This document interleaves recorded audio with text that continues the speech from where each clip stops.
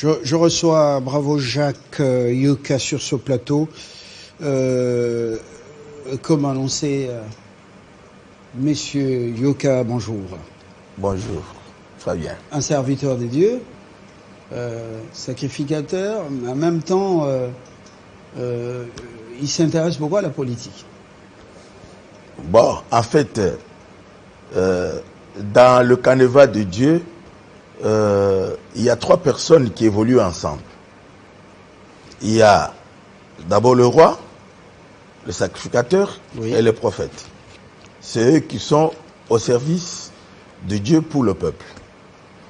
Donc, si vous êtes serviteur de Dieu... Le roi, c'est lui le politique. C'est le politique. Politique aux affaires. Oui. Ouais. Et le sacrificateur, c'est le pasteur. Oui, l'intercesseur. Le pasteur. Intercesseur, celui qui intercède, celui qui plaide la cause. Mais lorsque les deux ne vivent pas en harmonie, ne vivent pas en symbiose, comme c'est le cas dans ce pays depuis les nuits des temps,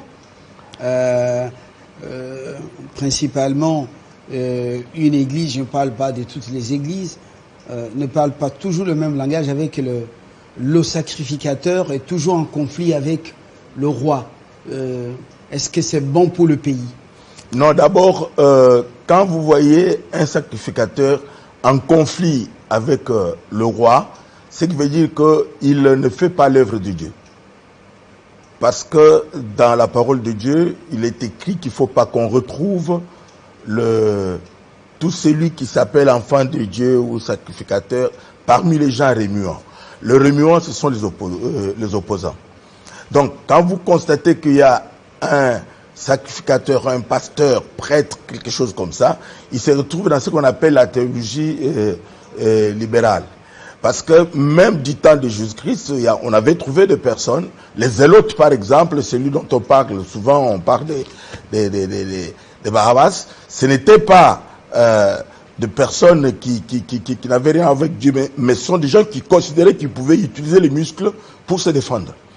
Donc, quand un serviteur de Dieu qui est censé être conseiller de celui qui gère la cité, ils sont en contradiction, c'est le serviteur de Dieu qui est fautif. D'accord, alors, vous parlez d'une affirmation, de l'affirmation d'une majorité présidentielle face à la majorité parlementaire, ça signifie quoi? Ça veut dire que dans notre pays, nous avons un régime semi-présidentiel. Mais maintenant, pendant que nous sommes en train d'évoluer, tout le monde nous fait croire que c'est seulement le Parlement qui décide. Et chaque fois quand on parle, vous allez entendre les gens dire que nous sommes la majorité parlementaire. Alors qu'en réalité, il n'y a même pas de majorité parlementaire. Il y a une coalition pour qu'on puisse arriver à quelque chose parce que le parlementaire que nous avons, on les a traités à leur origine de tous les noms. On a dit que c'était des personnes nommées, que c'était des gens ceci. Maintenant, finalement, ils considèrent qu'ils sont majorité parlementaire. Ils n'ont pas la majorité. C'est ainsi maintenant que même le président de la République, qui est élu dans notre pays avec le tour unique, n'a pas aussi de majorité. Parce qu'il est élu par une minorité. Maintenant, quand le président évolue, il a besoin de l'approbation du peuple pour soutenir le projet de société, le programme de développement. Alors c'est ainsi que parce qu'il y a une majorité toujours silencieuse, qui est populaire, et que moi je considère comme majorité présidentielle, il faudrait qu'on puisse l'affirmer, l'instituer et démontrer qu'elle existe. Alors, est-ce que ça appelle la révision constitutionnelle? Non, ça n'appelle pas, c'est tout simplement l'exercice normal de prérogatives de compétences. Parce que ici, le président de la République, il ne peut pas exercer ses prérogatives d'une manière convenable tant qu'il n'y a pas une majorité et qui fait l'équilibre de force. Parce que la majorité présidentielle fait l'équilibre de force. Je donne un exemple. Dans le régime passé, vers la fin du régime, ce qu'on appelle FCC, que les gens sont en train d'appeler majorité parlementaire, n'était pas majorité parlementaire. C'était la majorité présidentielle. Pourquoi? Parce que au moment où la majorité parlementaire avait perdu le pédale, ne pouvait plus continuer à diriger, le Raïs a approché l'opposition. Il a approché la société civile et tout le monde. Et maintenant, de la manière qu'ils se sont constitués pour marcher ensemble, on a fait ce qu'on appelle FCC. Les FCC n'étaient pas parlementaires. C'était une majorité présidentielle. Alors maintenant, cette majorité présidentielle a évolué. Si vous avez bonne mémoire, pendant que le Raïs termine le 23 janvier 2019, il dit qu'il n'y a pas de majorité si ce n'est celle qui va être constituée progressivement par une coalition autour du président élu. Et il précise qu'il n'y a pas de cohabitation, mais il y aura coalition.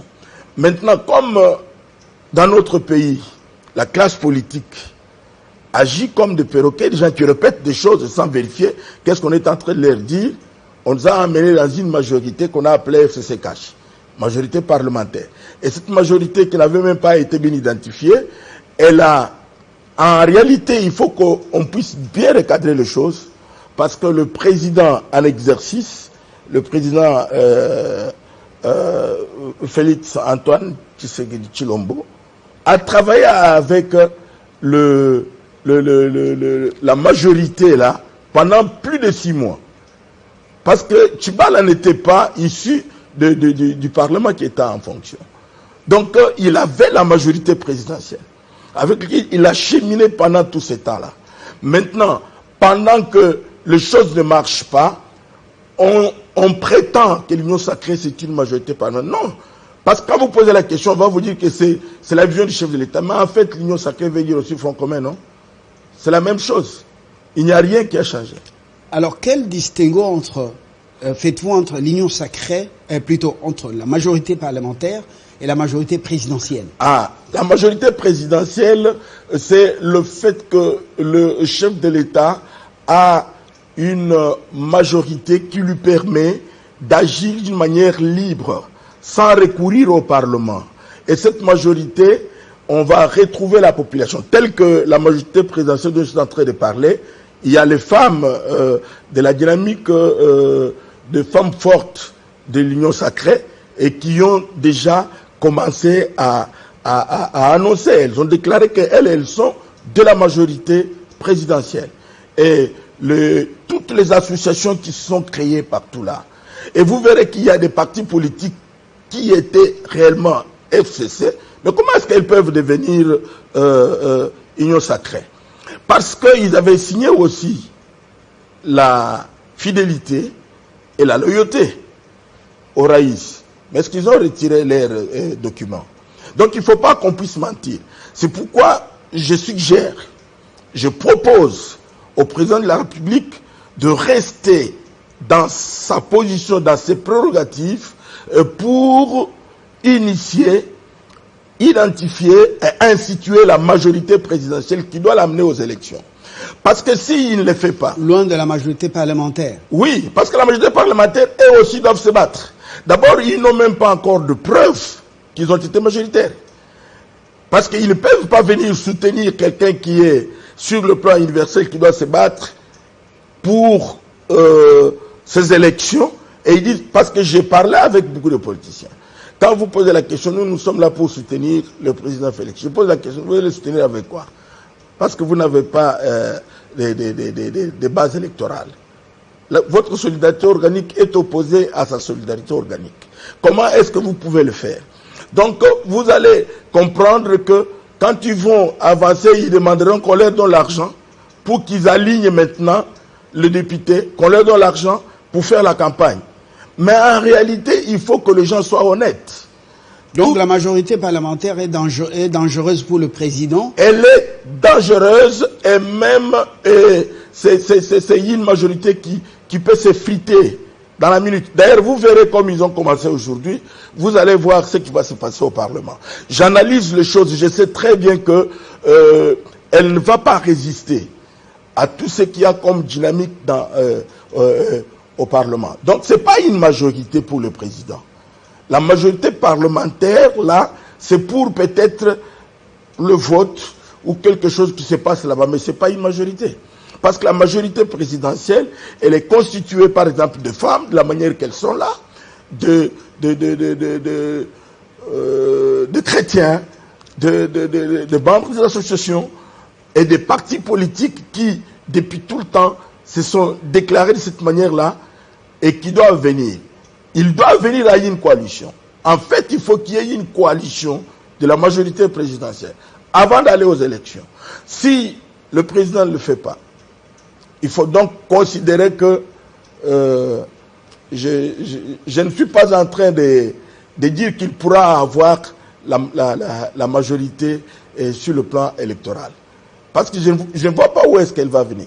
Parce que s'il s'appuie sur sa majorité, c'est-à-dire sa minorité qu'il avait élue, de 38%, qui n'est pas une majorité présidentielle, je vais loin jusqu'à dire que dans notre pays, si on veut qu'on puisse avoir la paix, en maintenant peut-être le tour unique, il faudrait qu'on institue le poste de vice-président. De telle sorte que le premier... Là, ça sera le régime présidentiel. Le premier classé, c'est toujours semi-présidentiel, parce que le premier classé et les deuxièmes feront la carte présidentielle. Ils auront réellement la majorité présidentielle. Et à ce moment-là, il n'y aura pas aussi tout ce qu'on a comme contestation. Donc il y a des choses...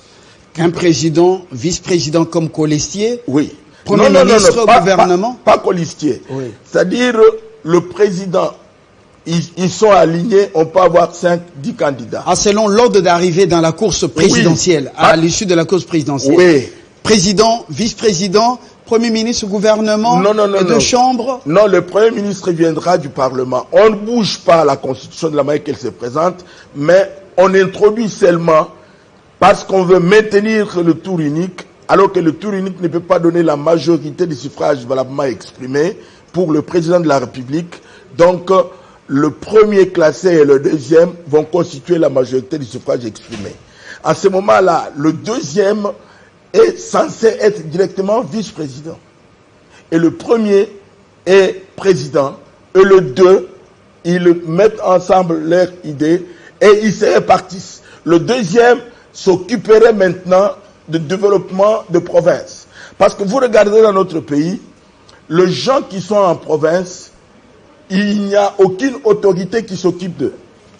Donc, de la manière qu'ils sont là, ils sont pas soutenus ni suivis.